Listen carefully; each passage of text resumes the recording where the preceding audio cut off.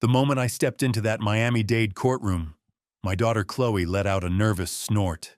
My son-in-law, Derek, just shook his head like I was a pathetic joke. But then the judge looked up. She went white as a sheet. Her gavel slipped from her trembling hand as she whispered one name, a name nobody in that room knew. The auditor. She was staring right at me. My family thought they were putting a senile old man in a cage. They had no idea they had just declared war on a ghost.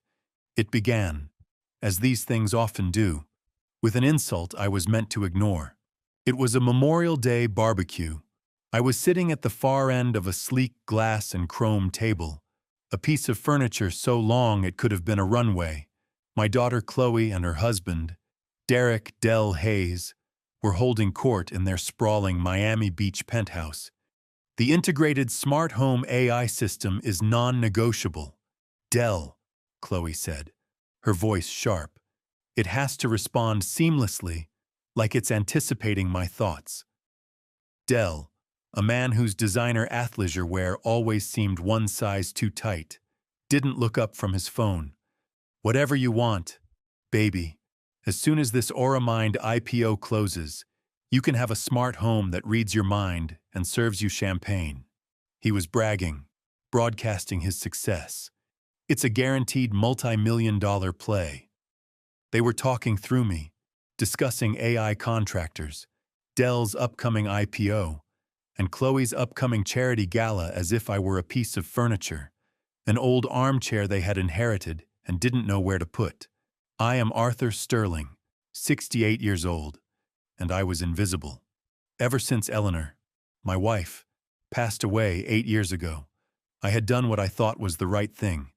I sold our large family home in upstate New York, a place filled with too many memories, and I bought the guest house tucked away on this massive property. I wanted to be close to my only daughter, Eleanor's only child. I thought it was what she would have wanted. My grandson, Liam, who was 15, seemed to be the only one who recognized my presence. He looked down the long table. "Grandpa, my playoff game is next Saturday. You want to come? We're playing Northwood." Before I could open my mouth, Dell cut him off, his voice slick with casual dismissal. He didn't even bother to look at me. "Liam, don't bother your grandfather. He needs his rest. He's old." "Chloe," my daughter snorted. It was a light, airy sound, but it cut deeper than a knife. "He's right. Honey, just let him be. He's probably tired just from sitting there." They decided for me. They diagnosed my energy levels, my desires, my entire existence without a single glance in my direction. I said nothing. I just looked down at the intricate pattern on my plate where a piece of asparagus had gone cold. They had turned me into a ghost in my own life, and the worst part was I had let them. I had mistaken my silence for patience. I saw now it was just permission. 4 days later, a sharp knock hit the door of my guest house. It was Dell. This was a rare event. He avoided my small house as if it carried a plague, probably because it lacked smart home integration. He was holding a ridiculously expensive bottle of wine, which he pushed into my hands with a salesman's smile. "For you, Art, top of the line." He knew I didn't drink. My cardiologist had made that perfectly clear after my bypass. This gesture wasn't kindness. It was stagecraft. Dell was always a salesman. He sold tech dreams. He sold the image of a perfect family. I'd seen his type my entire life. They don't just enter a room. They assess its value. He didn't waste time. After one superficial comment about the weather, he got straight to the point. "Art, I am sitting on the opportunity of a lifetime. A tech campus in Silicon Valley. It's almost a done deal, but we hit a small regulatory snag. I just need a small bridge loan to clear the permits just to show liquidity." And he leaned forward, his cologne overpowering. "I know you own this guest house outright. Its title is clear. All you need to do is put a little leverage against it. $750 US dollars. That's it." He sensed my silence and rushed to close the deal. 9 months tops. I'll give you back 1,050. Thonon. That's a 40% return. Art, you can't beat that anywhere. I watched him. He wasn't just enthusiastic. He was desperate. A fine sheen of sweat was gathering on his forehead. Dell, I said, my voice perfectly level. I'm 68 years old. I'm past my risk-taking days. My money is for my retirement and, frankly, for my medical bills. The answer is no. The change was immediate. It was as if a mask had been ripped away. The smile vanished, replaced by a cold reptilian fury. Unbelievable, he hissed. Just unbelievable. After everything we do for you, you live here on our land rent-free. I paid for this house. Dell, I interrupted quietly. And you won't lift a finger to help your own family. My God, you are one selfish old man. He said I lived on his land.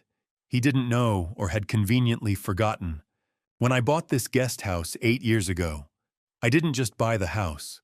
I also bought the 2-acre parcel of land his sprawling penthouse was sitting on. His 75-year lease for a symbolic $5 a year was with me. He was living on my land. He had no idea. He threw the bottle of wine onto my coffee table with enough force to make me wince. You'll regret this, old man. You'll regret being so selfish. He stormed out, slamming the door. The vibration made the photograph of Eleanor on my desk tremble. A few days later, I woke up at 2:00 a.m. A dull ache was spreading across my chest, radiating down my left arm. It wasn't the sharp, stabbing pain of a heart attack, but the familiar, suffocating grip of angina.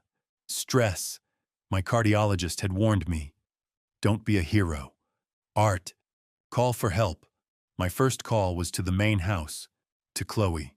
She answered on the 4th ring, her voice thick with sleep and annoyance. Dad, what is it? It's the middle of the night. Honey, I'm not feeling right, I said, trying to keep my voice steady. I've got chest pains. It's not terrible, but can you drive me to the clinic? Just to be safe. A heavy sigh came through the phone. It was the sound of profound inconvenience. Dad, seriously, I have the big charity gala meeting first thing in the morning. The whole committee is coming here. I can't. Just call 911 if it's that bad. Don't overreact. Click. She hung up. She didn't ask how bad the pain was. She didn't ask if I was scared. She told me I was overreacting. The ache in my chest tightened. It wasn't from my heart. It was from somewhere deeper. I called a rideshare. I sat in the back of a Tesla, clutching my chest, and let a stranger drive me to the emergency room. It was stress-induced angina. They gave me a nitroglycerin tablet and kept me for observation for 5 hours. By 8:00 a.m., they discharged me. I called another rideshare to take me home. As we pulled up to the property's massive gates, I saw Chloe's pearl-white Range Rover. It wasn't parked at the main house. It was parked outside a high-end resort in Boca Raton, her charity meeting. They didn't just disrespect me. They didn't just see me as a resource to be tapped. They saw me as a nuisance, a problem to be managed, an errand to be ignored. And that was the moment I knew something had to change. I just didn't know how fast it was coming. The Friday morning, I was sitting with a cup of black coffee, watching the fog burn off the bay, when a sharp, impatient knock echoed through my small house. It wasn't Dell. His knock was arrogant. This was professional. I opened the door to a man in a crisp uniform holding a tablet with a stylus and a stiff white envelope. Arthur Sterling? He asked, his voice flat. I am Legal Express Delivery. Sign here. I signed the screen. He handed me the envelope and was gone before I could close the door. It was heavy, not with paper, but with intent. My hands were perfectly steady as I picked up an engraved fountain pen from my desk, the same one Eleanor had given me 25 years ago. I slid it open and pulled out the contents. The words leaped off the page, cold and precise. It was a legal petition, a lawsuit, filed in Miami-Dade Superior Court. The petitioners were Derek Hayes and Chloe Hayes. The respondent was me. I scanned the first page, my vision narrowing. They were requesting an emergency hearing. They were seeking a conservatorship. The blood didn't drain from my face. It didn't rush to my ears. Instead, a cold, perfect clarity settled over me. They were accusing me, Arthur Sterling, of being mentally incapacitated. They claimed I was no longer capable of managing my own financial and medical affairs. They were claiming I was senile. It wasn't just an insult. It wasn't just greed. This was a legal execution. They wanted to erase me, to turn me into a non-person, a ward of the state with them holding the strings. They wanted to make my invisibility official, legally binding. I flipped the page. Exhibit A, the evidence. It was a 4-page diagnostic report from a psychological expert named Dr. Marcus Thorne. I read his assessment. He claimed I exhibited severe signs of dementia, paranoid delusions, and an inability to grasp financial realities. He gravely concluded that I was a danger to myself and my own assets. I stared at the name Dr. Marcus Thorne. Marcus Thorne. A cold, dry laugh, more like a cough, escaped my lips. I had never met anyone named Marcus Thorne in my entire life. I didn't knock. I didn't hesitate. I held the legal petition in my hand, the thick paper a stark white against my age-spotted skin, and I walked. I walked out of my small house across the perfectly manicured lawn that separated my world from theirs and straight toward the main house. The glass doors to the patio were open. I could hear the sound of ice clinking in glasses and light, vapid music playing. They were by the pool, just as I knew they would be. Chloe was laid out on a zero-gravity recliner, an AR/VR headset on. A magazine balanced on her stomach. Del was standing by the automated cocktail dispenser, pouring himself another drink. They looked relaxed, untroubled, like two predators who had just set a trap and were waiting patiently for their prey to bleed out. I stepped onto the patio. The music stopped. My shadow fell across Chloe. She sat up startled, pulling her headset down. "Dad, what are you doing? You're interrupting our—" Her voice trailed off when she saw the papers in my hand. She didn't look at my face. She looked at the papers. Del turned around, a fake smile plastered on his face. "Art, we were just—" Then he saw the petition. The smile didn't just fade. It inverted into a sneer of annoyance before he quickly masked it with false concern. I held up the envelope. "What is this?" Chloe flinched, looking away toward the pool, unable to meet my eyes. But Del was a performer. He put his drink down, wiped his hands on a towel, and crossed his arms. He was taking a position of power. "Dad," he said, his voice dripping with condescending pity. "We were hoping you wouldn't have to see it like this. We were going to talk to you right before the hearing." "What is this?" "It's for your own good," Del said, stepping forward. "Look, after that little angina incident a few days ago, Chloe and we realized you just can't take care of yourself anymore. You're forgetting things. You're confused. I had indigestion. Del." He waved his hand, dismissing my reality. "That's what you think it was. But you were in pain. You were disoriented. What if it's worse next time? You need someone to manage things for you, someone to protect your finances, to make sure your bills are paid, to handle your medical decisions before hurt yourself." He was gaslighting me, using the very incident they had ignored as proof of my incompetence. I looked at my daughter. "Chloe, this is what you want? You're signing a paper that says your own father is insane?" She finally looked at me, but her eyes were cold, reflecting the bright blue of the pool water. "It's what's best, Dad. We're just trying to help. We love you." "Love," I said. The word felt like ash in my mouth. You don't even know the meaning of the word. That's when Dell's patience snapped. The mask of the concerned son-in-law fell away, revealing the vulture underneath. He laughed, a short, sharp, ugly sound. "See you in court, old man," he sneered. "Frankly, this just proves our point. You're paranoid. That's exactly what Dr. Thorne said." He picked up his drink and raised it in a mock toast. "You better go find yourself an overworked public defender because I really don't think you can afford a real lawyer." That was it. That was the last straw. That was the moment the man they thought was a frail, forgetful old ghost died. And something else, something they couldn't possibly have prepared for, woke up. I walked back to the guest house. I closed the door, and the sound of the lock clicking into place was the loudest thing I had ever heard. It was the sound of a line being drawn, a final, definitive boundary. They thought this was the room of a senile old man, a quiet beige box for me to doze in, to be managed in, to be forgotten in. They had never, not once, seen the other door. It was a solid corridor at the back of my walk-in closet, hidden behind a rack of old suits I never wore. It wasn't locked with a simple key. It was locked with a retinal scanner. I pressed my eye to the cold glass. The light flashed green, and a heavy deadbolt slid open with a quiet, expensive snick. I stepped inside. This was my real home.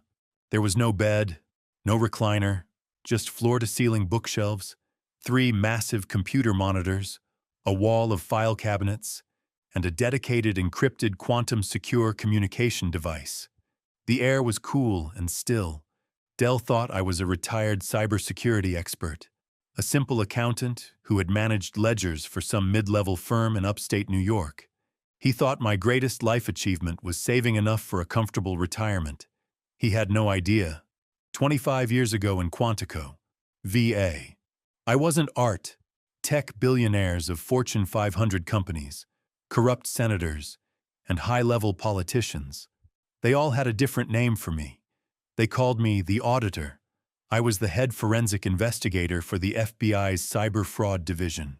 I was the man they sent in when the numbers didn't just look wrong, they looked impossible. I didn't just follow the money, I dissected it. I found the financial tumors, the hidden accounts, the secret blockchain ledgers that everyone else missed. I was the man who could and did send 10 high-profile tech founders to prison with a single spreadsheet. I walked away from all of it. I buried that man. I buried him the day Eleanor got her first diagnosis.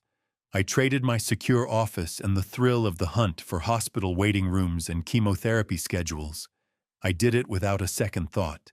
I became a full-time husband, then a widower, then a father trying to reconnect with a daughter I barely knew, and finally an invisible grandfather. I let the auditor die because my family needed art.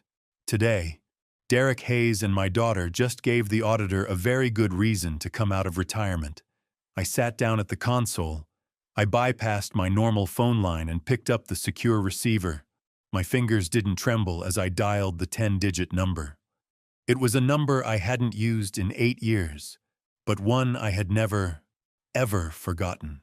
It rang twice. A sharp, professional voice answered on the other end. "Samantha Kincaid." "Sam," I said. "It's Art Sterling." There was a pause, not of confusion, of shock, of recognition. "Mr. Sterling." Her voice was suddenly breathless. "My God, I thought you'd fallen off the face of the earth. My father, he asks about you all the time. He always wondered what happened to the auditor." "I'm in Miami Beach. Sam, I need you here tomorrow. Bring your best team, the ones who know how to dig." Another pause, shorter this time. The shock was gone, replaced by the steel I remembered. "Just say the word. Art. What did they do?" "They filed for conservatorship," I said, my voice flat. "They're claiming I'm senile. They want to take control of everything." A sound came through the phone. It was a laugh, not a humorous one, but a short, sharp bark of disbelief. They're claiming you are senile? They have no idea. Do they? They have no idea who they just tried to put in a cage. Her voice was all business now. Understood. Auditor, I'm on my way. Just tell me, where do you want me to make the first cut? Samantha Kincaid arrived at 10:00 a.m. sharp. She didn't look like a high-powered Miami Beach attorney. There was no flashy car, no designer handbag. She wore a simple dark pantsuit. Her hair was pulled back into a severe bun, and her eyes were the color of cold steel. She carried a single, slim briefcase. She was the exact opposite of Derek Hayes. She was substance, not style. She was her father's daughter. She didn't waste time on pleasantries. She stepped into my hidden office, her eyes sweeping the room once, taking in the servers, the monitors, the locked file cabinets. She gave a single appreciative nod. They really have no idea, do they? She said. It wasn't a question. They think I'm a confused old man, I replied, sliding the petition across my desk. They've provided their proof. Exhibit A, a Dr. Marcus Thorne. Sam picked up the document. She didn't read the whole thing. Her eyes just scanned the name and the signature. Dr. Marcus Thorne. Psychological evaluation. Got it. She snapped her briefcase open, produced a tablet, and tapped the name into a secure database. Give me 2 hours, she said. Make it 1-5, I replied. She smiled, a thin, sharp smile that didn't reach her eyes. I'll call you in 45 minutes. She left as quietly as she arrived. For the next hour, I didn't just wait. I began my own work. I started mapping out the financial architecture of Hayes Holdings GP and the other LLCs I knew he'd created. I was building the skeleton. Sam was going to bring me the flesh. My secure line buzzed exactly 52 minutes later. I picked it up. Art. Sam, that was fast. It wasn't hard, she replied, her voice crisp, digital, and devoid of emotion. When they're this sloppy, the threads are just lying on the floor waiting to be pulled. Art, you're not going to believe this. Try me. Okay. First, Dr. Marcus Thorne is not a psychologist. I waited. He's not a psychiatrist. He's not a neurologist. He's not even a general practitioner. I could feel the but coming. What is he? Sam. He's a chiropractor. I let the word hang in the air. A chiropractor. A man who cracks backs and adjusts spines. A man who had signed a legal document declaring me mentally incompetent. The sheer naked arrogance of it was breathtaking. A chiropractor, I repeated, my voice flat.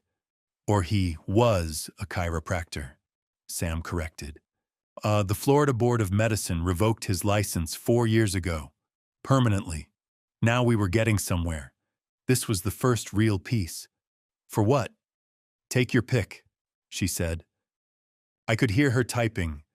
Massive insurance fraud, billing for non-existent treatments, and his specialty, illegally prescribing opioids, thousands of pills. He was running a pill mill out of a strip mall in Orlando. So Dell hadn't found an expert who could be bribed. He had found a criminal, a disgraced, disbarred professional desperate for money and already compromised. A man with nothing left to lose. This revelation, however, led to the real conflict, the question that mattered more than the answer. Sam, I said, leaning forward. That's specific. That's not a name you find on Google. A high-flying tech founder like Dell doesn't just know a disgraced chiropractor from an Orlando strip mall. How did he find him? That, Sam said, her voice tightening, is what I spent the last 40 minutes digging into. You're right. It wasn't a social connection. It wasn't a random find. It was a financial one. Go on. I'm looking at Thorne's criminal file right now. When he was arrested 4 years ago, he was facing 8 felony counts. Bail was set at $150,000. He didn't have it. A bail bondsman? I murmured, my mind already connecting the dots. Exactly. A bondsman covered the note, but the bondsman required a guarantor, someone to co-sign, to put up the collateral in case Thorne skipped town. I felt a coldness settle in my chest that had nothing to do with my heart condition. Who guaranteed the bond? Sam? She paused just for a second to let the impact land. A shell corporation, an LLC registered in Nevada with a single-purpose asset management. What's the name of the company? I asked, though I already knew the answer. Hayes Holdings GP, she said. My God. I leaned back in my chair. The pieces didn't just fall into place. They slammed together. Dell hadn't found Dr. Thorne last week. He hadn't bribed him last month. He had owned him for 4 years. He paid the man's bail. He likely paid for his defense lawyer. He had kept this dirty, compromised asset on a leash, hidden in his back pocket for half a decade, waiting for the day he would need a doctor to sign a piece of paper. This wasn't an impulsive act of greed, because I refused his loan. The loan request. That was just him testing the waters. This was a contingency plan. This was premeditated. He had been planning to declare me incompetent and seize my assets for years. Sam, I said, my voice low and hard, you've disarmed their primary weapon. You neutralized the medical expert. Now it's my turn. You keep digging on the legal side. Find everything you can on Thorne's case files. Find the name of the lawyer Dell hired. I'll handle the numbers. She nodded, already on her way out the door. Be careful, auditor. They should have been, I replied. I closed the door to my office, the world shrinking to the glow of my 3 monitors. This was where I lived, not in the quiet guest house, but here, inside the data. Dell thought I was a relic. He thought finance in my day was done on paper ledgers with floppy disks. He had no concept of what I was. I was a digital ghost, and I was about to haunt every server he had ever touched. I started with the company that paid Thorne's bail, Hayes Holdings GP. It was a Nevada LLC, of course, anonymous, shielded. Dell was sloppy, but he wasn't stupid. He knew the basics of asset protection. He had layered his corporate structure. Hayes Holdings was owned by Auramine Properties LLC, which was in turn owned by the Hayes Family Trust, a nice little nesting doll of legal entities designed to make it impossible to see who really owned what. But he made an amateur's mistake, a critical, fatal error. He was arrogant. He was in a hurry, and he was cheap, to register all these different LLCs, to file the paperwork with the Secretary of State in Nevada and Florida, to set up the bank accounts. He used the same personal email address for every single one. It was an old address, a burner he probably thought was clever. Dell, Hayes, old, com. An account he likely hadn't logged into for years. An account he thought was long dead and buried. He didn't know that old email servers never truly delete anything. I didn't need to hack his email. That would be illegal. And I was going to do this by the book, but I didn't need to read his mail. I just needed to see who he was talking to. I ran the email address through a series of databases I still had access to, backdoors into the FBI's financial mainframe that the agency had set up decades ago and forgotten to close. I was looking for patterns, correspondence with banks, wires, loan applications. Within 20 minutes, I had a hit, a big one. The email address was tied to a secure blockchain-based transaction ledger, a virtual vault where lenders and borrowers exchange the sensitive financial documents. And Dell had been very, very busy. The data room wasn't with a normal bank, not a Nova Bank or a Horizon Trust. It was with a distressed asset acquisition specialist firm, a name that made the hair on my arms stand up, Phoenix Ascent Group. These weren't bankers. They were vulture capitalists. They don't give loans to stable businesses. They find desperate men like Dell, men who have already been turned down by everyone else, and they offer them a lifeline attached to an anchor. I didn't have access to the data room itself, but I had access to the server logs. I could see the file names. I could see the email subjects. And that's all I needed. It was a bloodbath. Dell's multi-million-dollar deal in Silicon Valley wasn't a sure thing. It was a categorical disaster. He hadn't just hit a snag. He had run out of money halfway through construction. He had faked his liquidity reports to get the initial loan. He had lied to his contractors who were now filing liens. He hadn't just blown a few million. The logs showed a total capital burn of $75 million. $75 million. And Phoenix Ascent had found out. The emails were no longer polite. They were frantic. A flood of automated default notices. Then the personal emails, Dell begging for an extension. Just another 90 days. The project is solid. A temporary cash flow problem. And then the final email, the one that explained everything. It was from Phoenix Ascent, sent 1 week ago, the day after I refused Dell's $715,000 loan request. It was a capital call. The fund wasn't just angry. They were activating the emergency clause in their contract. They were demanding an immediate lump sum interest payment. Not $750,000, but $8 million. They gave him a deadline, 7 business days. If he didn't pay, they wouldn't just seize the Silicon Valley property. They would activate the cross-collateralization clause in his contract, a clause I was certain he had signed without reading, which meant they would seize everything: his Hayes Holdings Company, the penthouse, Chloe's Range Rover, every penny in every account tied to his name. They were going to wipe him out. I stared at the screen, the pieces clicking into place with a horrifying, perfect logic.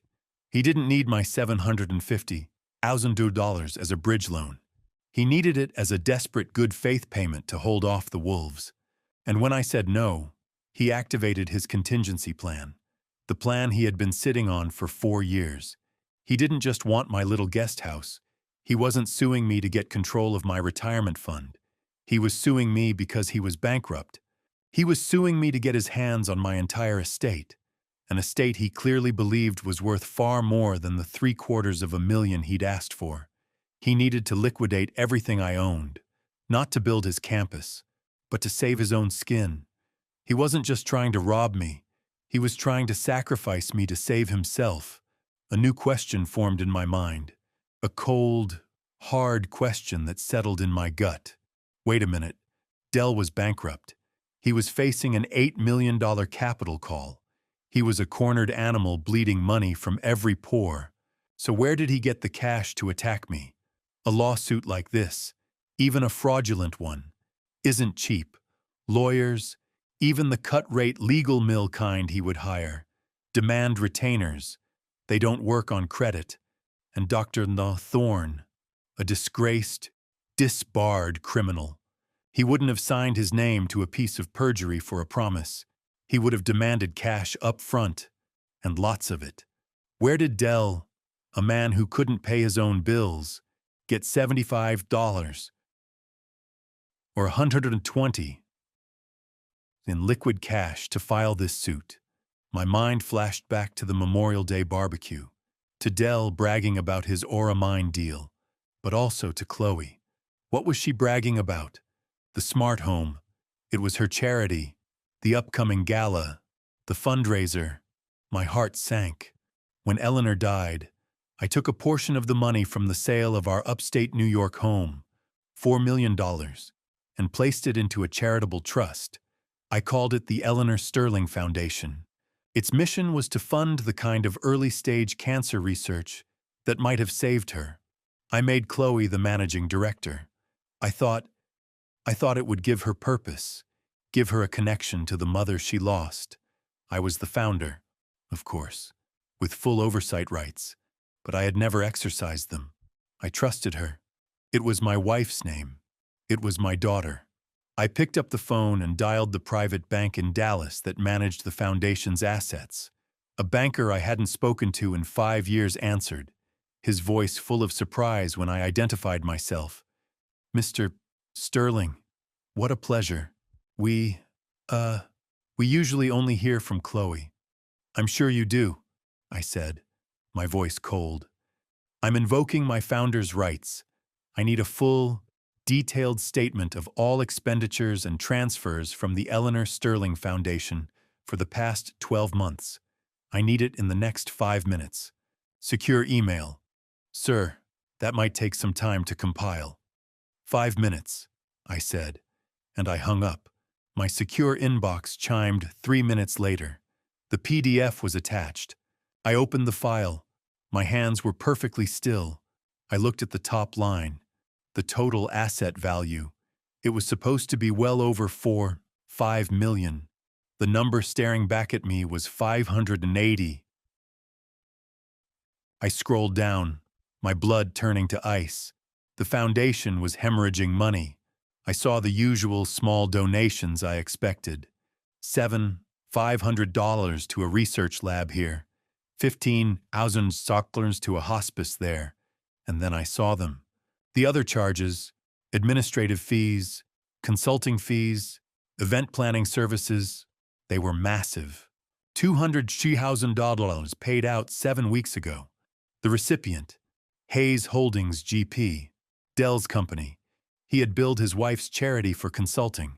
Another charge, $100,000 for gala planning services. The vendor was listed as Miami Premier Events LLC. It took me less than 60 seconds to run the name. It was a shell company registered 5 months ago. Its corporate address was a P.O. box in Scottsdale, and the sole proprietor listed on the filing, Derek Hayes. He was paying himself $100,000 to plan his own party.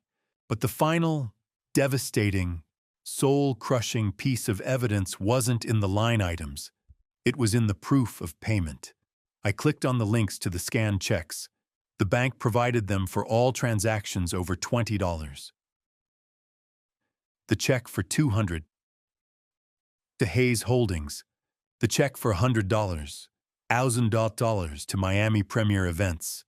I looked at the signature line, the elegant, flowing signature authorizing the transfers. It wasn't Dell. It was Chloe Hayes. I closed my eyes. I had prepared myself for Dell's corruption.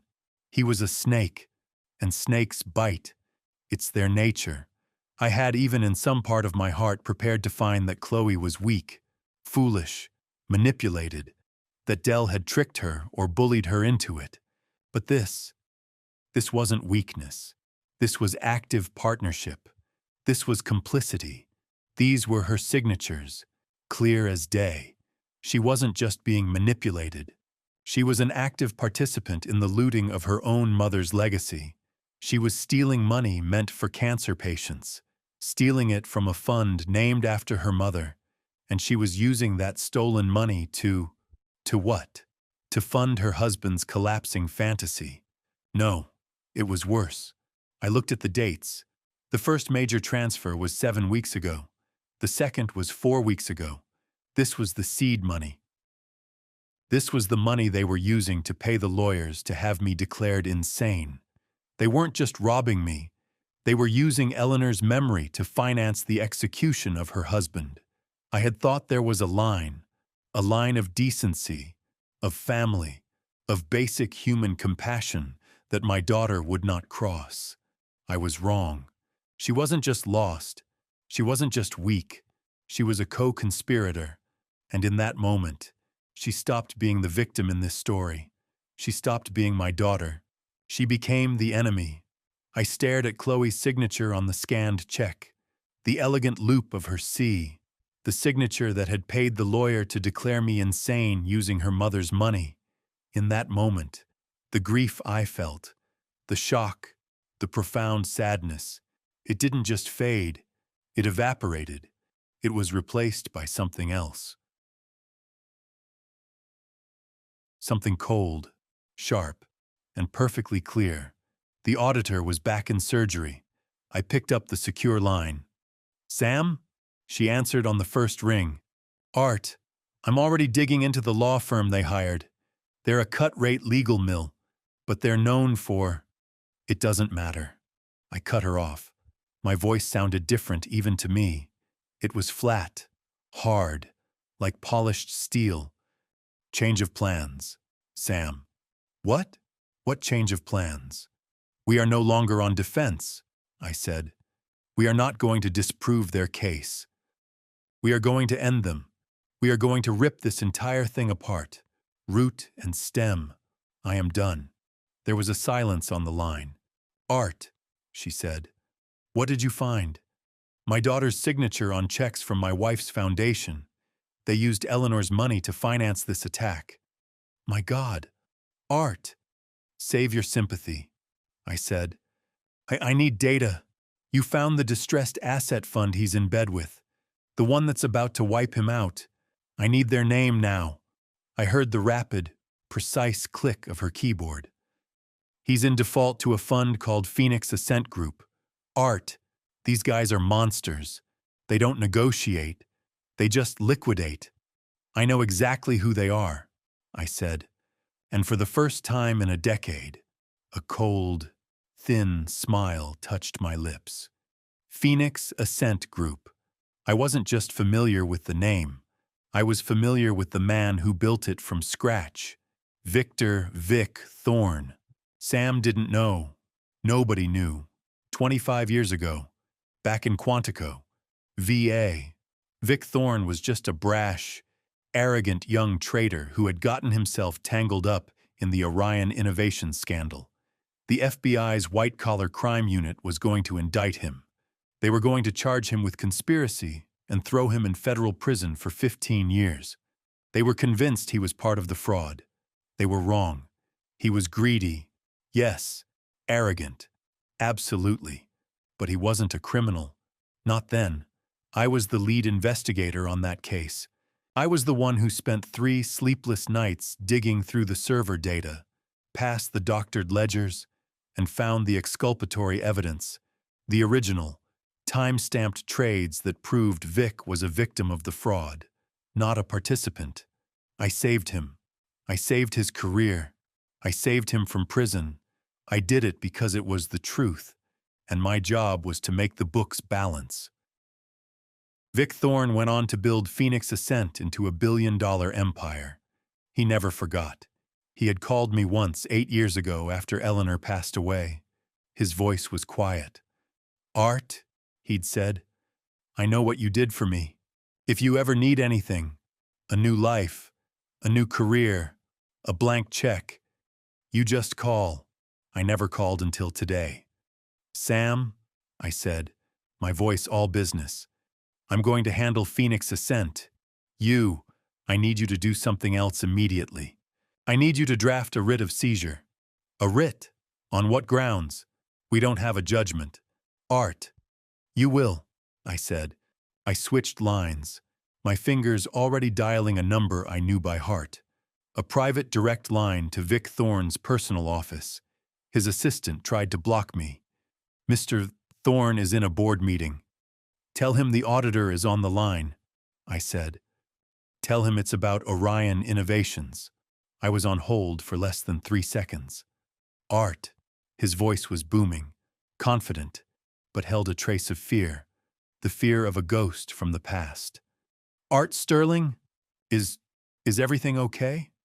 Hello. Vic, I said. It's been a long time. I'm not calling about the old days. I'm calling to cash in my chip. Silence. Then one word. Name it.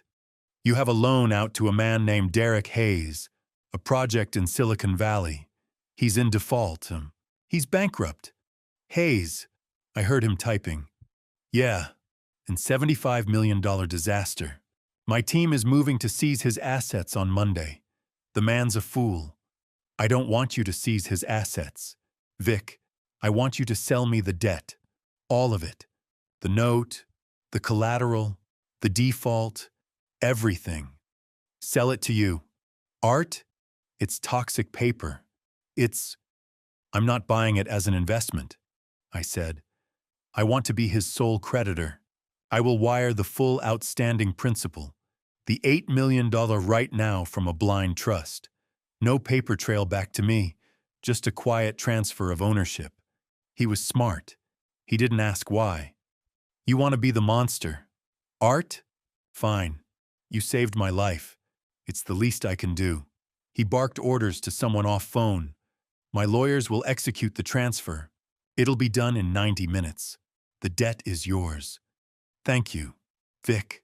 No, Art, he said, his voice deadly serious. Thank you. Good hunting. I hung up. I called Sam back. It's done, I said. Phoenix Ascent no longer holds the note. I do, Sam gasped. I could hear her sharp intake of breath. Art, you bought his debt. You're his bank. I'm his nightmare, I corrected. Now finish drafting that writ of seizure. He is in default on an $8 million loan to me. I want the lien on that penthouse. I want his cars. I want his Hayes Holdings LLC. I want it all. I'll have the server at his door in an hour. No, I said. No. You hold that paper. He's expecting a fight over my sanity. He has no idea his entire life is on the line. We are not going to serve him. We are not going to warn him. I looked at the date on the petition, the court date. We are going to walk into that courtroom, and we are going to hand it to him, right in front of the judge. We are in a long, fluorescent-lit hallway outside Department 7C. Samantha Kincaid looks at me, her face impassive, holding a single, slim briefcase. Art, are you ready? I adjusted the cuffs of my shirt. I wasn't wearing the soft knit sweaters and corduroys they were used to. I wasn't wearing the clothes of a man fading into beige invisibility. Today, I was wearing armor. It was a charcoal gray, single-breasted suit from Blackwood & Sons in New York. I hadn't worn it in over a decade. The last time I put it on, I was stepping into a hearing room to testify before the Congressional Oversight Committee. It still fit perfectly. I had my hair cut. I was clean-shaven. I was not the man they thought I was. I was the man I had been. I'm ready, I said. The doors opened. We walked in. The courtroom was small, beige, and smelled of stale coffee and cheap floor wax. It was exactly the kind of joyless room where lives are quietly dismantled. Dell and Chloe were already seated at the petitioner's table. They were whispering, giddy with anticipation. Their lawyer, Victor Moretti, a man in a shiny suit with too much gel in his hair, was shuffling papers, looking supremely confident. Then they saw me. I watched my daughter's face. She looked up, saw me in my suit, and a nervous, suppressed snort escaped her lips. She put her hand over her mouth, but her shoulders were shaking. She leaned over and whispered something to Dell. I could almost hear it. Look at him. Dad thinks this is a funeral or something. Dell just looked at me. His eyes ran over my suit, my posture, and he just smirked. He shook his head slowly, a look of profound, pitying contempt on his face. To him, this wasn't dignity. This was a pathetic last-ditch effort, a dying animal puffing up its fur. His lawyer glanced at me, sized me up as a frail, 68-year-old man playing dress-up, and dismissed me. He turned back to his notes. They had no idea. I sat down at the respondent's table. Sam placed her slim briefcase on the table and sat beside me, a pillar of quiet, coiled strength. We said nothing. We just waited. All rise, the court officer intoned, his voice bored. We stood. The judge entered from a side door, robed, looking tired. She looked like a woman who had seen too much and was paid too little. She settled into her high-backed chair, the leather groaning under her weight. Please be seated. She put on a pair of gold-rimmed reading glasses and picked up the day's docket. Her nameplate read, Judge Eleanor Vance. Good morning, she mumbled, her voice a monotone. We are here for the first item on the docket, case number 142X in the matter of the conservatorship of Arthur Sterling. She read the name. Then, as procedure dictated, she looked up from her papers. She looked over the top of her glasses to identify the respondent. She looked right at me. The air left the room. The judge didn't just pause. She froze. Her face, which had been a mask of tired bureaucracy, went white, ashen. Her eyes, magnified by the glasses, widened in disbelief. The cheap ballpoint pen she was holding slipped from her fingers. It clattered loudly onto the wooden desk, the sound echoing in the dead, silent courtroom. Dell and Chloe were staring at her, confused. Their lawyer looked up, annoyed by the interruption. The judge's hand, the one that had dropped the pen, was visibly shaking. She stared at me, her mouth slightly open. She leaned forward, forgetting herself, into the gooseneck microphone on her desk, and in a voice that was meant to be a whisper, but was caught and amplified, a voice of pure, unadulterated shock, she said one thing. "My God, is that really him?" Every head in the courtroom swiveled. They weren't looking at the judge anymore. They were all staring at me. Dell and Chloe's faces were blank with confusion. What was happening? This wasn't part of their plan. I recognized her, too. Oh, yes, I recognized her. Eleanor Vance. But the woman I knew wasn't a 58-year-old judge with a weary face. The woman I knew was a 32-year-old assistant U.S. attorney, terrified, ambitious, and in way over her head. She had been handed the biggest case of her young career, the Orion Innovations fraud, a billion-dollar house of cards, and she was losing. Her case was falling apart. Her star witnesses were discredited. She was about to lose, and it would have ended her career before it began, until her expert witness took the stand. I was that expert witness. I was the man they brought in when the numbers were a tangled mess of lies.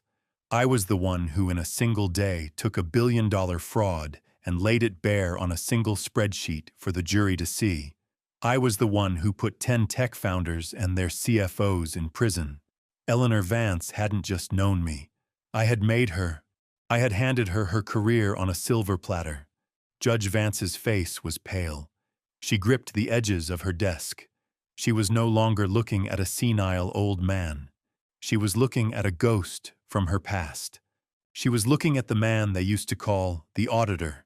She finally tore her eyes away from me and slowly, deliberately turned her gaze to the petitioner's table. She glared at Dell's slick, smiling lawyer. "Counselor," the judge said, her voice no longer tired, but sharp, cold, and dangerous. "Are you aware of who your respondent is?" The lawyer, baffled, stood up. He's Arthur Sterling, Your Honor, a retiree." Judge Vance let out a short, harsh breath. It wasn't a laugh. It was a warning.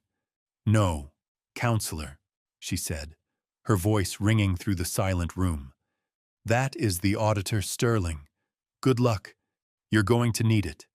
Dell's lawyer, Victor Moretti, looked like he had just swallowed a bug. He was visibly sweating. He looked over at Dell, who made a sharp, furious gesture with his hand. "Get on with it." Moretti, visibly rattled by the judge's reaction, shuffled his papers. "So, Your Honor, the petitioners call our first and primary witness to the stand, Dr.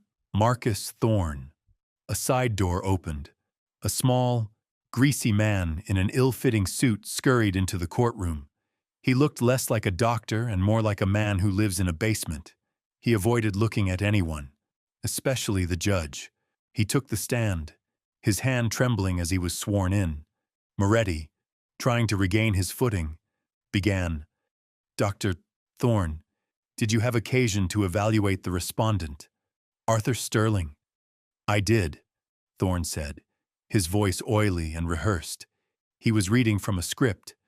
"I conducted a full psychological workup." "And what were your findings, Dr. Thorne?" Lim put on a pair of smudged glasses. Mr. Sterling presented with severe signs of cognitive decline.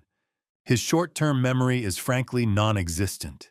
He exhibits classic symptoms of paranoid delusion, particularly concerning his family's finances and their intentions toward him. I sat perfectly still.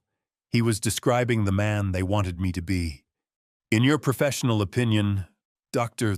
Thorne, Moretti pushed on, is Mr. Sterling capable of managing his own affairs? Absolutely not, Thorne said, shaking his head with faux sadness. He is a danger to himself and his own assets. He requires immediate full-time supervision. Moretti smiled, a weak, triumphant little smile. Thank you, Doctor, your witness. He sat down, looking relieved. Sam Kincaid stood up. She didn't have a stack of papers. She didn't have a laptop. She held a single piece of paper as she walked slowly toward the witness box. The courtroom was silent. Good morning, Dr. Thorne, she said. Her voice was polite, quiet, but it cut through the room like a scalpel. Or perhaps I should call you Mr. Thorne. It is Mr., isn't it? Thorne blinked, confused. It's Doctor. Is it, Your Honor?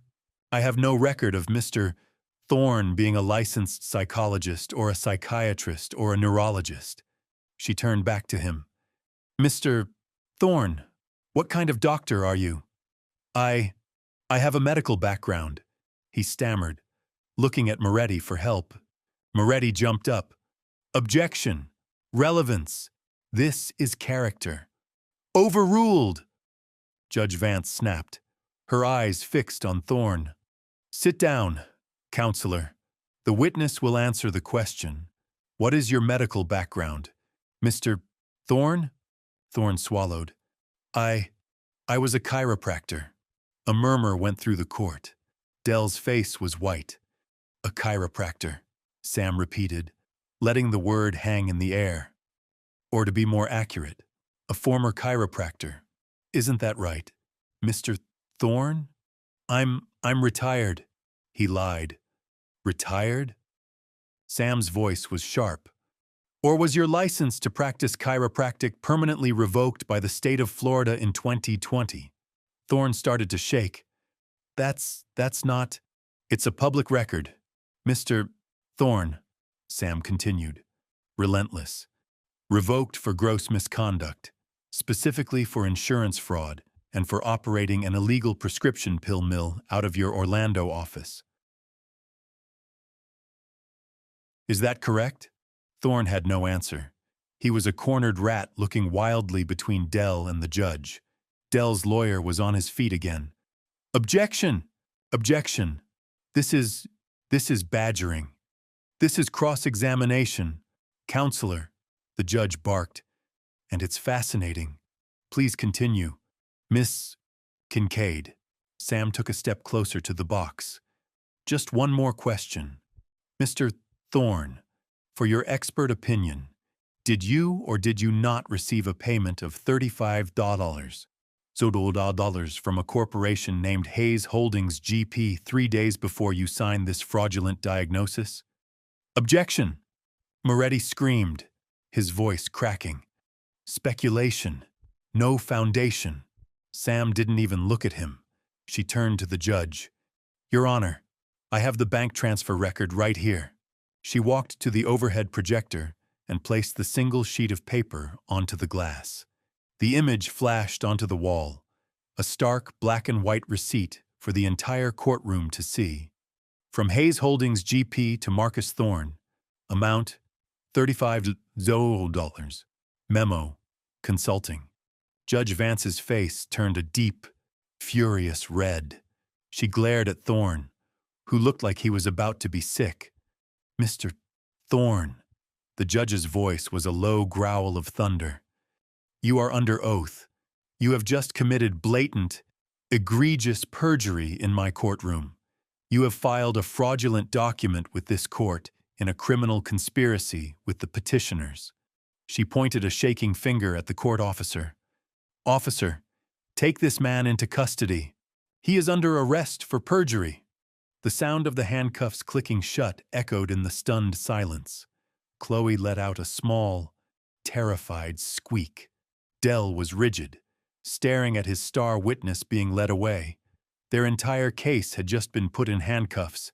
Dell's lawyer, Moretti, was completely adrift. He was sputtering, his notes scattered. His star witness was in handcuffs. His entire case had evaporated, and the judge was looking at him like he was something she'd scraped off her shoe. Dell was beyond pale. He was a furious, blotchy red. He was vibrating with rage. He grabbed Moretti by the sleeve and hissed something in his ear. Moretti, looking terrified of his own client, stood up shakily. "Your Honor," he stammered. My client, Mr. Hayes, would like to take the stand to clarify this unfortunate misunderstanding." Judge Vance raised an eyebrow. "Oh, he does. Does he? He wants to testify, after his primary witness was just arrested for perjury in a conspiracy with him." The judge looked at Sam. "Ms. Kincaid, any objection?" Sam stood. "Not at all, Your Honor. We would be delighted to hear what Mr. Hayes has to say." "Very well," the judge said, her voice laced with ice. "Mr. Hayes, take the stand. You are, of course, under oath." Dell shoved his way to the witness box, practically pushing the court officer aside. He was trying to project confidence, but he was a man drowning, and he was just making more bubbles. He sat down, gripping the railing of the box until his knuckles were white. "Your Honor," Dell started, his voice a slick, practiced performance of a wounded victim. He was trying to speak directly to the judge, ignoring Sam, ignoring me. This is a travesty. My wife and I, we are worried about him. That's all this has ever been about." He pointed a finger at me.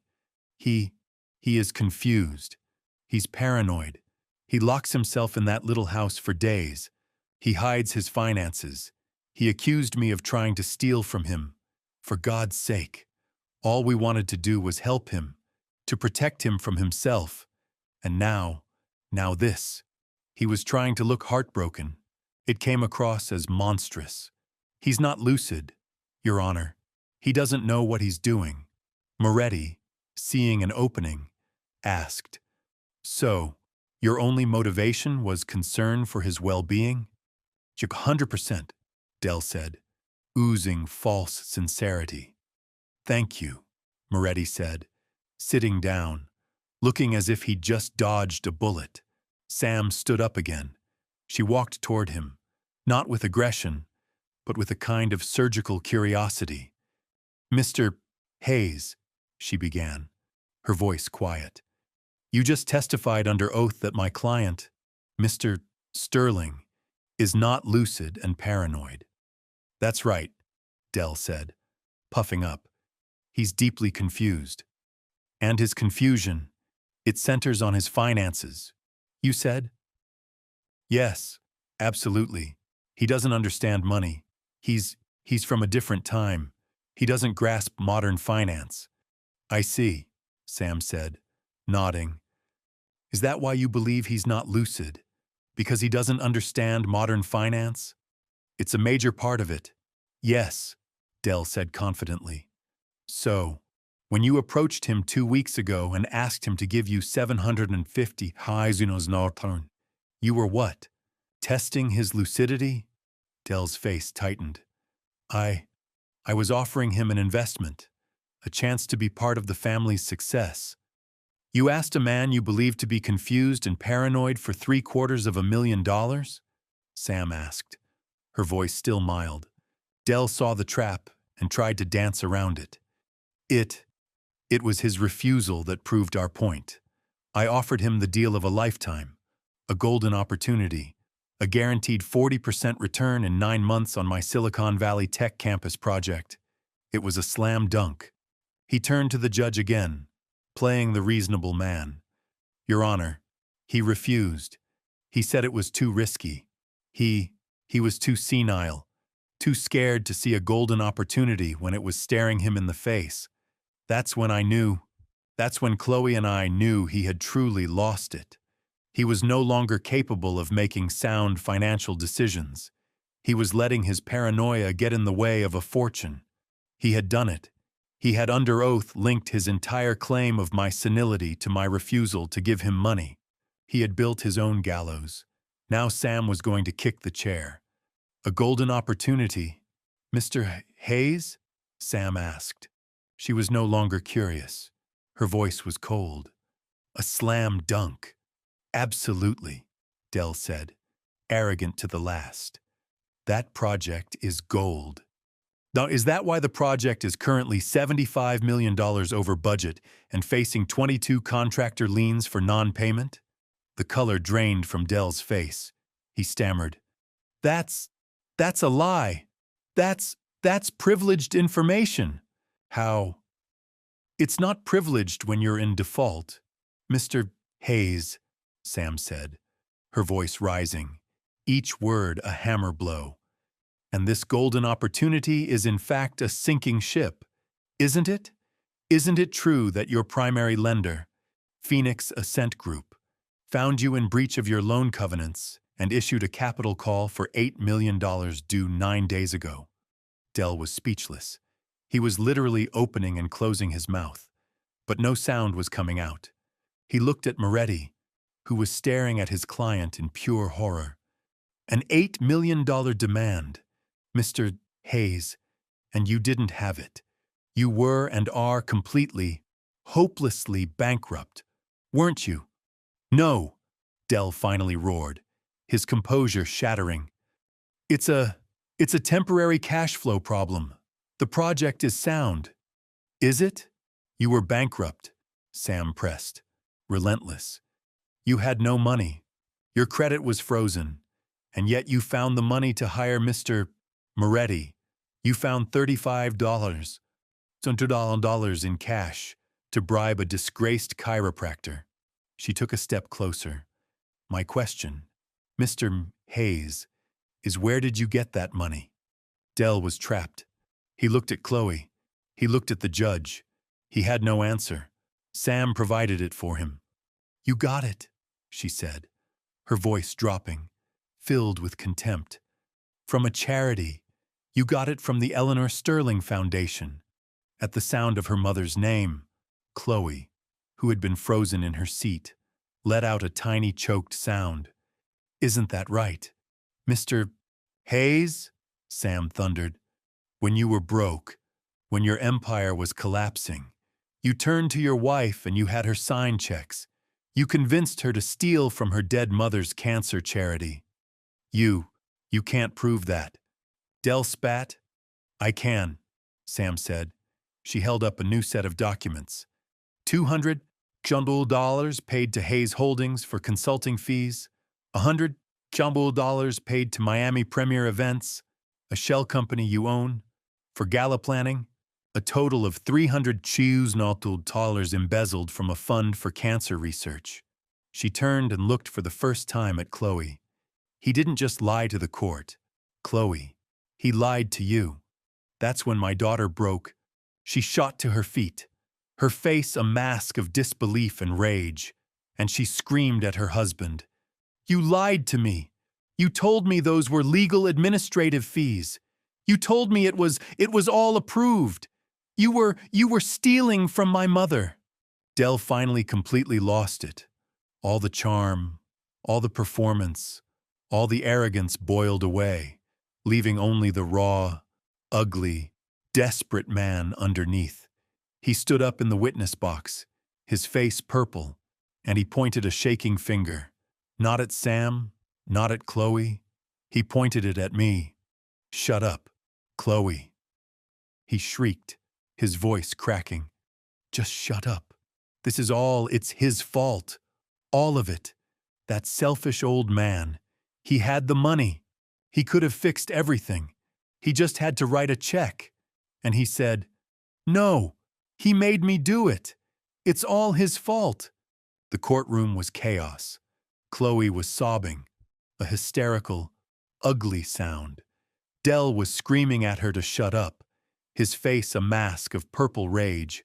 His lawyer, Moretti, was desperately trying to object, but Judge Vance just waved him into silence, her face a thundercloud. She banged her gavel, the sound cracking through the room like a gunshot. "Silence!" she roared. "Mr. Hayes, you will sit down and be silent or I will have you held in contempt. Madame, control yourself." Dell collapsed back into his chair, breathing hard. Chloe sank down, her sobs turning into choked, wet gasps. The room was deathly quiet. The only sound the click of the court officer's radio. Judge Vance's eyes, cold and furious, swiveled from the wreckage of the petitioner's table to me. She stared at me for a long moment. The anger in her face softened, replaced by something else, respect and a deep, profound curiosity. "Mr. Sterling," she said, her voice now calm, but carrying the full authority of the bench. "Your opponents have made their case, such as it was." She gestured to Dell. "He has just confessed under oath to a litany of financial crimes, but the petition is still before me. Do you have anything you wish to say in your defense regarding your own competency?" I rose to my feet, slowly. I didn't lean on the table. I didn't waver. I stood straight, my hands clasped loosely behind my back. The room was so quiet. I could hear the soft whir of the HVAC system. I looked at Dell. I looked at Chloe. And then I looked at the judge. "Thank you, Your Honor," I said, my voice clear and strong. It echoed in the small room. "But I'm not here today to argue about my sanity. I am not here to defend myself. My competency is not in question. My record speaks for itself." I paused, letting the words land. "No, Your Honor," I continued. "I didn't come here today to be a respondent. I came here to file a criminal complaint." Moretti leaped to his feet. "Objection! This is theater. This is not the proper venue." "Sit down, counselor," Judge Vance roared. "You opened this door. You brought this man into my court, accusing him of delusion. The court will hear what he has to say. Proceed, Mr. Sterling." I turned my gaze to Dell. He was staring at me, his eyes wide with a new, dawning horror. "Mr. Hayes has just confessed to part of it," I said, my voice flat, like an anatomist describing a corpse. "He confessed to embezzling 300 pounds from a charitable foundation, my wife's foundation, the Eleanor Sterling Foundation." I then turned my gaze slowly, deliberately, to my daughter. She was watching me, her face streaked with tears and mascara, her eyes pleading. "But he didn't act alone," I said, holding her gaze. "He couldn't. He needed a signature. He needed the signature of the foundation's director." I looked back at the judge. "And you, Chloe, daughter, you signed the checks. You knowingly and with full intent looted your own mother's legacy to fund your husband's lifestyle and to finance this pathetic attempt to seize my assets." Chloe let out a wail, a sound of pure animal despair.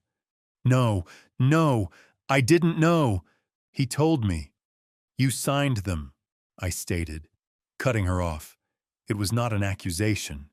It was a fact. Dell, seeing his wife crumble, found a new surge of desperate, cornered animal bravado. He stood up, knocking his chair over. He laughed. It was a high-pitched, hysterical, ugly sound. "You can't do anything to me," he shrieked, pointing at me. You're a nobody. You've got nothing. You think you can what?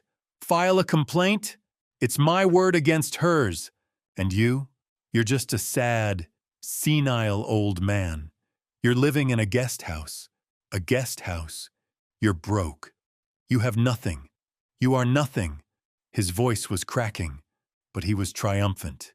He believed it. He believed I was powerless. He believed the money was gone, that I had nothing left but my suit. I just waited. I let his voice echo and die.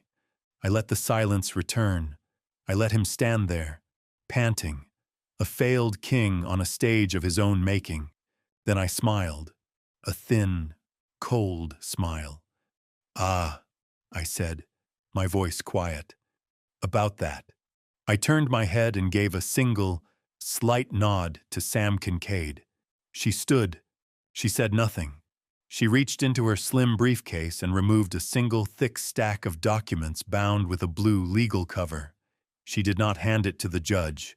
She did not hand it to me. She walked across the aisle, straight to the petitioner's table, and placed the document on the table directly in front of Derek Hayes. "What? What is this?" Dell stammered, looking at the ominous blue cover. "That, Mr.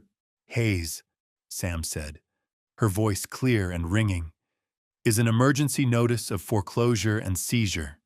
Dell's lawyer snatched the paper. His eyes scanned the first page. His face, which had been pale, turned the color of ash. This is impossible," Moretti whispered, looking at Sam. This is from Phoenix Ascent Group, but that's not the date." Dell snatched the paper from his lawyer. "What is it?" "It seems you're a little behind on the news." "Dell," I said, my voice conversational, "you were quite right. You defaulted on your $8 million loan to Phoenix Ascent. They were, as you know, preparing to seize all your assets. A terrible shame." Dell was staring at the paper, his hands shaking so violently he could barely read. This says the debt was sold." "Yes, it was," I said. "They were very motivated to sell. It was, as you said, toxic paper. And when you couldn't pay them, I stepped in. I bought that debt. Dell, all of it. The note, the loan, the collateral, everything. I took a step forward. You defaulted on your loan, Dell, but you didn't default on Phoenix Ascent. You defaulted on me." I let that sink in. I watched the last traces of color drain from his face as the blood-freezing, soul-shattering reality of his situation landed. "And I continued, "am not as patient as Vic Thorne. I am not offering an extension. I am not renegotiating. I am calling the note, effective immediately." Dell looked up at me, his mouth open, a silent scream. I pointed at the penthouse he lived in. "The main house is mine." I pointed at the cars he drove. "The cars are mine." I pointed at the shell companies he built. "Your entire Hayes Holdings empire is mine." I pointed at the very suit he was wearing. "Everything you thought was yours now belongs to me." I turned back to Judge Vance, who was watching this entire exchange with a look of pure, unadulterated awe. "Your Honor," I said, my voice ringing with finality, "this pathetic conservatorship hearing is over. The eviction hearing begins now." Dell was finished. A man who screams his own confession in a courtroom doesn't have many legal options. After his performance, it wasn't a trial. It was a sentencing. My evidence, the evidence Sam and I had compiled, was a precise, airtight coffin. The bank transfers from Eleanor's foundation, the fraudulent invoices from his shell company, the perjured testimony he suborned from Thorne, and of course, the open and shut case of bank fraud he'd been running on the Auramine project. It was an avalanche of paper, and every single sheet had his name on it. He tried to fight. He hired a new, even more expensive lawyer, probably with money he didn't have. They tried to argue he was under extreme duress. They tried to paint me as a vindictive, manipulative mastermind who had entrapped him. It was a pathetic defense. It was like a rat caught in a steel trap, trying to blame the cheese. The district attorney, who had taken a very keen interest in the case after Judge Vance's report, didn't even break a sweat. They offered him a plea deal to spare the state a trial. He refused. arrogant to the very end. He still thought he could sell his way out of it. So they took him to trial, and they buried him. I didn't have to testify. Sam's documentation, my financial forensics did all the talking. The jury was out for less than an hour. They found him guilty on 9 counts of wire fraud, securities fraud, and aggravated embezzlement. The judge looked at Dell. This man who had stood in a courtroom and tried to destroy a man's life to cover his own crimes. And she made an example of him. He wasn't given a slap on the wrist. He wasn't sent to a low-security federal camp. He was sentenced to 8 years in a state penitentiary. 8 years. I watched them lead him away, no longer in his custom suit, but in a standard federal inmate uniform. He was finally truly out of cards to play. The books were balanced. Chloe. Chloe was the hardest part. She was my daughter. She was Eleanor's blood. But she was also a co-conspirator. The evidence was undeniable. Her signature was on the checks. She had sat there week after week, living a life of luxury, knowing it was being paid for by money stolen from her mother's grave. Her lawyer approached me, begging, pleading. Mr. Sterling. She was manipulated. She was a victim of psychological abuse. Dell controlled her. I looked at him. Did Dell hold the pen? Did he force her hand to write her own name? She is a grown woman. She made a choice.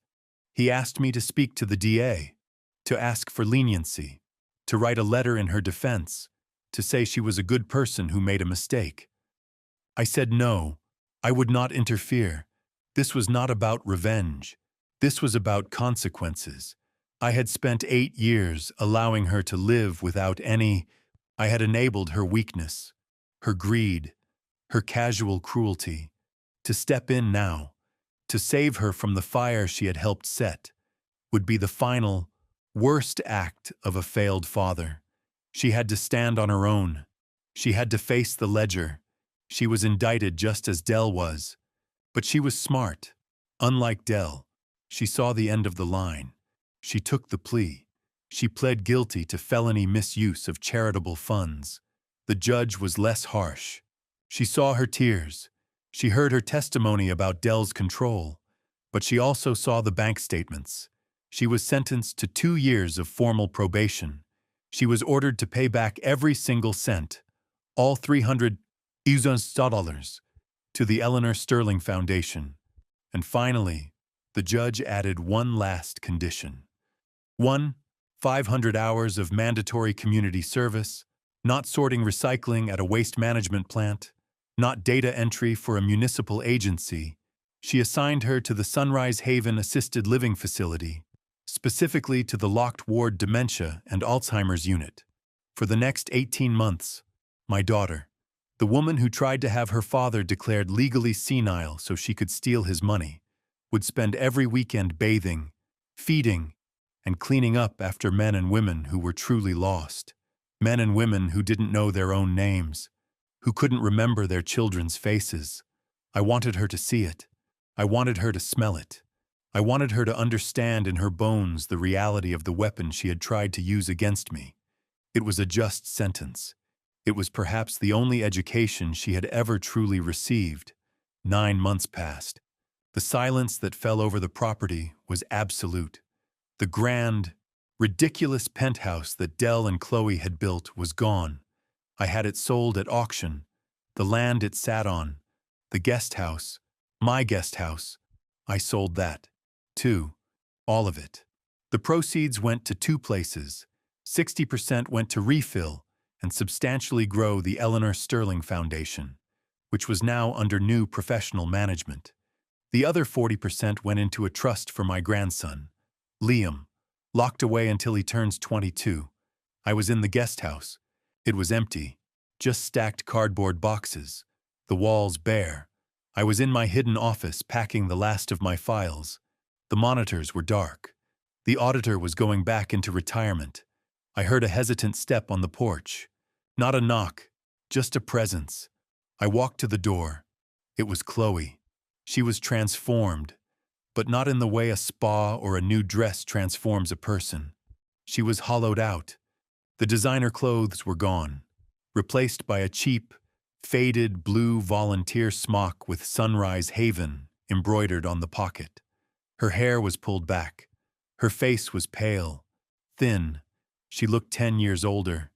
The entitlement, the casual cruelty, the arrogant little snort, all of it was gone, burned away.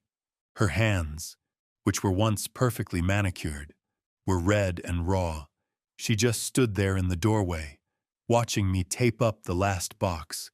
Her voice when it came was not the voice I remembered. It was a rasp, quiet, rough, and dead. Why? I stopped what I was doing. I didn't turn around.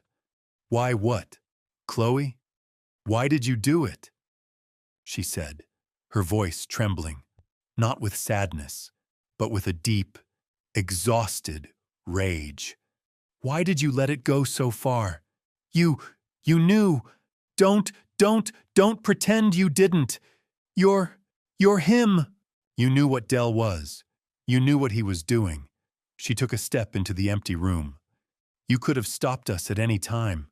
When Dell asked for the $750, you could have just said, "No, I know you're broke." You could have shown me the papers then. You could have warned me. Her voice cracked and a single hot, angry tear ran down her face. But you didn't. You let us, you let me sign those checks. You let us file that lawsuit. You sat there in your little house and you watched us destroy ourselves. You didn't have to ruin us. You didn't have to send him to prison. You didn't have to do this to me. She pointed at her cheap uniform. You wanted this. You wanted to punish us. I slowly taped the box shut. I pressed the tape down, smoothing it with my hand. Then I turned to face her. I looked at this stranger who was my daughter. Because if I had stopped you, Chloe, I said, my voice quiet, you would have learned nothing. You would have hated me for a week. You would have called me a paranoid, controlling old man, and then you would have gone right back to him. You would have believed his next lie. You would have found another way to get him the money. You would have continued to bleed your mother's foundation dry, one gala at a time. I didn't let you do anything. I just let you be who you were. I walked over to my old desk. When you were 10 years old, you stole $75 from your mother's purse. You wanted a toy, and she had told you no. Chloe flinched, her eyes wide. She remembered. Eleanor found out. I continued. She knew it was you, and she cried. She cried for an hour in the bathroom, thinking she had failed as a mother. And then she came out, and she hugged you, and she never said a word. She put $75 of her own money back in the purse. She forgave you because her heart was soft. She wanted peace.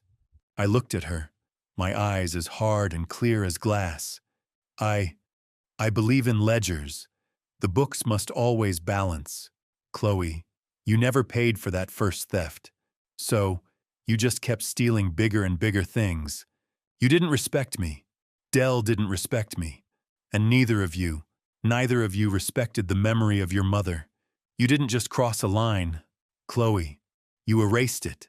You danced on her grave for a smart home. She had no answer. She just wept. You didn't destroy yourselves, I said. You were already destroyed. You were just bankrupt in every possible way a human can be. I just presented the bill. I picked up a single envelope from the desk. I held it out to her. This is the address of a studio apartment in Phoenix. The first 4 months' rent is paid. There is a ride-share voucher inside. After that, you are on your own. The books are clear. She took the envelope, her hand shaking. She looked at me one last time, searching for what? For her father. He was gone. She turned and walked away. I watched her go. I am 68 years old. I have retired twice in my life. The first time from my job. The second time from being an invisible, accommodating, silent old man. That day in court, I just decided to pick up the pen again. My name is Arthur Sterling, and my books are finally balanced. This entire ordeal taught me a painful, Necessary lesson. I learned that silence should never be mistaken for weakness. For 8 years, I allowed my love for my family to blind me to their contempt. I thought patience was a virtue, but I learned that patience without firm boundaries is simply permission to be disrespected. True strength isn't about how loud you can shout. It's about knowing the precise moment to make your move and having the discipline to wait for it. I didn't want revenge. I wanted accountability. Sometimes the most profound act of love for oneself, and even for others, is to finally and decisively balance the books. What would you have done in my position? Connect with me on the Secure Ledger forum, and please like and subscribe if you believe that true respect is something that must be earned.